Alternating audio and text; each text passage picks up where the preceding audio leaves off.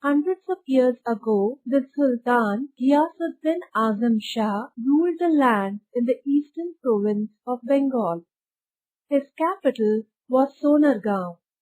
He was a good ruler and he ruled wisely and well. He respected well-educated men. He had a deep regard for law. One day, when Sultan was practicing with his bow and arrows, he accidentally wounded the only son of a poor widow. She went to the Qazi and told him what had happened. The Qazi was an honest and upright man. He sent an officer to Sultan to summon him to his court. The Sultan's guard stopped the officer and inquired about his business. When the guard came to know that he had come to serve summons on the Sultan, they refused him entry inside the palace. The officer was in a fix and could not find his way to the Sultan. He knew that he could not return back without serving the summons. He had to find a way to somehow reach the Sultan. He started praying loudly just outside the palace, though it was not time for the prayer. When the Sultan heard the untimely prayer, he ordered the man praying to be brought before him immediately. His soldiers caught the officer and took him to the Sultan.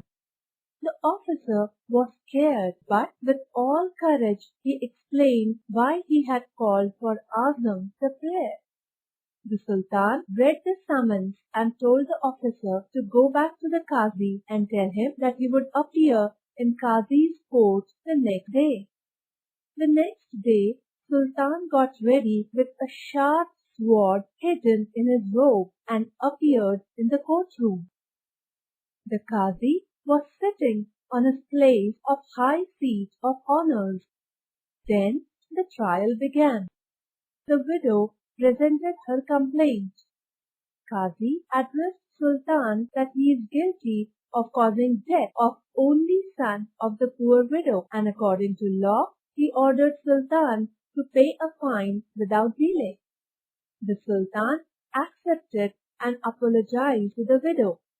He immediately arranged to pay the fine. After the case was over, Qazi got up from his high seat and respectfully bowed to Sultan and requested him to take his seat. The Sultan took out the hidden sword and told Qazi that he was happy that he did not hesitate to do his duty, otherwise he would have beheaded him with his sword. The Qazi also put his hand under the cushion and brought out a whip and said that he was also happy that he obeyed the law, otherwise he would have whipped the Sultan in the court. They both thanked God that they both had done their duty. Everyone in the courtroom praised the two great men.